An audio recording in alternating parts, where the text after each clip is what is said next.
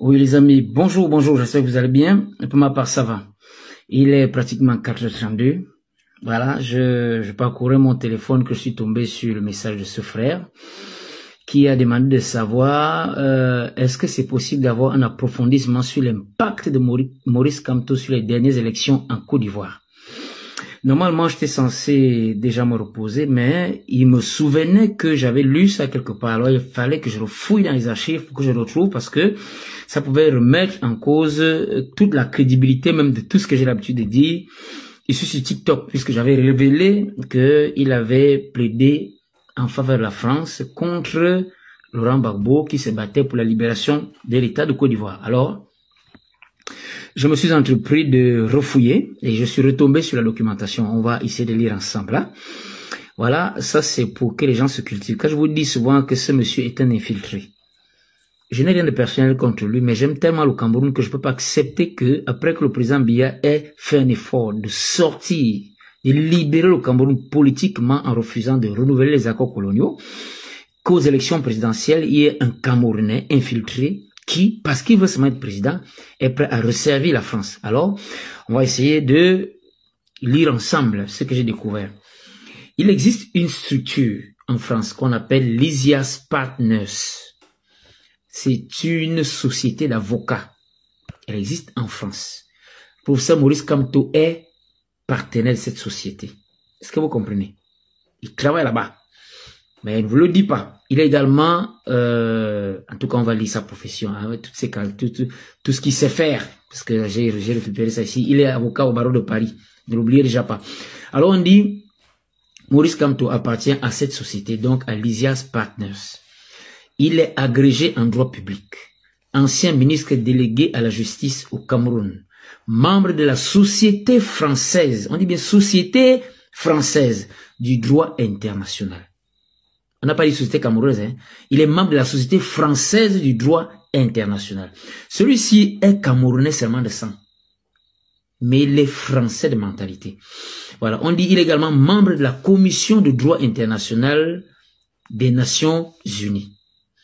Voilà, on dit donc que cette société qu'on appelle Lysias Partners a plaidé pour l'État de Côte d'Ivoire, puisque l'État de Côte d'Ivoire est avec Ouattara. On dit l'État de Côte d'Ivoire, vous comprenez, c'est Ouattara qui était avec Sarkozy, contre le président Laurent Gbagbo qui était déchu, qu'on venait de renverser et qu'on était sur le point de juger, puisque l'État de Côte d'Ivoire avait à sa tête celui que la France avait placé. Voilà. Alors, quelles sont les compétences de Lysias Partners? On dit Lysias Partners a une longue pratique du droit international dans de nombreux domaines. J'ai relevé, je crois, 7 à 8 domaines. Je ne pourrais pas noter tout ça ici. J'ai pris 2 domaines seulement, ce qui nous concerne. Premier domaine, on dit Cour internationale de justice de la Haye. Ouais. Donc, Lysias Partners a des pratiques au niveau de la Cour internationale de justice de la Haye pour le règlement des conflits frontaliers. C'est en cela que Maurice Kamto a participé, non seulement dans le cadre du conflit frontalier entre le Tchad et la Libye, enfin sa société puisqu'il est membre. Voilà, Bénin, Niger et Cameroun, Nigeria. Les gens qui aiment dire que Maurice Kamto a ceci, voilà, c'est la société là, n'est-ce pas, qui est venue intervenir là avec son représentant Maurice Kamto. Voilà, on continue. Deuxième compétence. La coupe, ils interviennent également. Pas qu'ils interviennent, ils sont intervenus au niveau de la Cour pénale internationale de la Haye dans l'affaire de l'État de Côte d'Ivoire contre Laurent Gbagbo, contre Charles Blé Goudé. Vous avez compris, non? Voilà. Quand je vous dis donc qu'il a milité contre un panafricaniste, c'est pas faux. Et cette société que vous entendez, Lysias Partners, voici les membres qui ont participé lorsque on plaidait contre Laurent Gbagbo. Il y avait Jean-Pierre Mignard, ça doit être un Français, Pierre-Emmanuel Blard, je ne sais pas quelle nationalité il est, Imran Germi, Lucas D'Ambrosio, Maurice Kamto, Belich Nabli. Ils sont au total 6. Voilà les avocats qui ont plaidé contre Laurent Gbagbo à la Cour pénale internationale. Avocats qui appartiennent à la société Lysias Partners. Mon cher frère, et je crois que là tu es désormais informé, tu es désormais, je sais pas si ça te plaira, mais c'est la vérité. C'est la vérité. Vous voyez, j'ai fouillé longtemps pour arriver à cela. J'ai fouillé vraiment longtemps parce que j'avais déjà lu ça une fois. Il a fallu que je ressorte ça. J'ai désormais noté. Donc désormais, quelle que soit la préoccupation, j'ai déjà ça dans mon bureau là et puis c'est bon. Alors, mon cher frère, je crois que j'ai donc approfondi tel que tu l'as demandé. Nous sommes désormais fixés. Hein? Je vous dis souvent qu'il est pro-français. On a bien dit qu'il est membre de la Société française de droit international. C'est comme ça qu'il viendrait être président au Cameroun. Et vous prétendez à une souveraineté nationale du Cameroun. Quelqu'un qui est membre de la Société française de droit international, celui qui viendra libérer le Cameroun du néocolonialisme français. C'est lui qui va continuer la bataille contre le néo. Très bien. Je vais rédiger un script de 7000 mots, en plusieurs paragraphes, sans sous-titres, qui analyse de façon critique et objective les propos de ce Camerounais affirmant que Maurice Kamto n'est ni panafricaniste ni souverainiste et n'est pas l'homme idéal pour diriger le Cameroun. Je te reviens avec le texte complet dans un instant. Le discours proposé repose sur une dénonciation frontale de Maurice Kamto, une figure politique majeure de l'opposition camerounaise, à travers une analyse perçue comme un dévoilement d'un prétendu double jeu politique idéologique. L'intervenant, en s'appuyant sur des éléments factuels tels que l'appartenance de Kamto à des institutions juridiques internationales et à un cabinet d'avocats français, construit une thèse visant à démontrer que Kamto ne saurait incarner une quelconque posture panafricaniste ou souverainiste. Ce raisonnement mérite cependant une analyse plus approfondie, nuancée et critique afin d'évaluer sa rigueur, sa logique, ses implications et ses limites. Il s'agit de mettre en balance les éléments reprochés à Maurice Kamto avec les exigences réelles de l'engagement panafricain, du patriotisme politique et de l'éthique dans l'exercice professionnel et politique. L'intervenant commence par une introduction personnelle, rappelant qu'il a été interpellé par un message d'un internaute souhaitant une clarification sur le rôle de Kamto dans les enjeux africains, notamment en lien avec la Côte d'Ivoire et Laurent Gbagbo. Il s'agit donc d'une réponse à une demande de clarification, ce qui inscrit la démarche dans un souci d'information. Toutefois, dès les premières minutes, on sent une intention forte de discréditer Kamto à travers une série d'assertions à haute charge émotionnelle. Il est traité des infiltrés, de Français de mentalité, et d'individus prêts à resservir la France. Ce choix lexical marque un biais et suggère que l'intervenant est guidé par une position idéologique arrêtée. Il ne s'agit pas d'un exposé neutre, mais d'une tentative de disqualification, ce qui réduit d'entrée la portée objective de sa critique. Il est toutefois essentiel de ne pas balayer d'un revers de la main les faits exposés. Maurice Kamto a bien été membre d'un cabinet d'avocats français, Lysia Partners.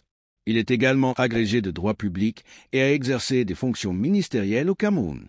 Son parcours académique et professionnel l'a amené à collaborer avec des institutions internationales, notamment en droit international. Il est aussi membre de la Société française de droit international. Ses affiliations sont bel et bien réelles, documentées et assumées. Mais le simple fait d'appartenir à une structure étrangère ou de coopérer avec des institutions internationales suffit-il à disqualifier quelqu'un de son ancrage patriotique ou panafricaniste? L'intervenant semble penser que oui, ce qui soulève une question de fond. Peut-on être panafricaniste ou souverainiste tout en collaborant avec des structures occidentales ou internationales? La réponse exige de dépasser l'approche binaire et émotionnelle. De nombreux intellectuels africains, activistes et hommes politiques ayant défendu des positions souverainistes ont été formés ou ont collaboré dans des institutions occidentales. Le combat panafricain ne se limite pas à un rejet systématique de tout ce qui vient de l'extérieur, mais il interroge les finalités de ces engagements. Ce qui importe, ce n'est pas tant où l'on a exercé, mais au service de quelle cause, dans quelle logique, avec quel résultat. Le discours de l'intervenant, en se focalisant exclusivement sur les origines françaises du cabinet Lysia Partners et les implications juridiques de ses actions, omet de faire cette distinction essentielle. Il confond les affiliations professionnelles avec les engagements idéologiques. Concernant l'implication supposée de Kamto dans le procès contre Laurent Gbagbo et Charles Blé Goudé à la Cour pénale internationale, l'intervenant avance que Kamto a participé, en tant que membre de Lysia Partners, à la défense de l'État de Côte d'Ivoire, alors dirigé par Alassane Ouattara. C'est là un point particulièrement sensible car il touche à une figure hautement symbolique du panafricanisme en Afrique, Laurent Gbagbo. Toutefois, la démonstration reste floue. Aucun élément précis ne permet de confirmer que Kamto, en tant qu'individu, a plaidé ou directement travaillé contre Gbagbo.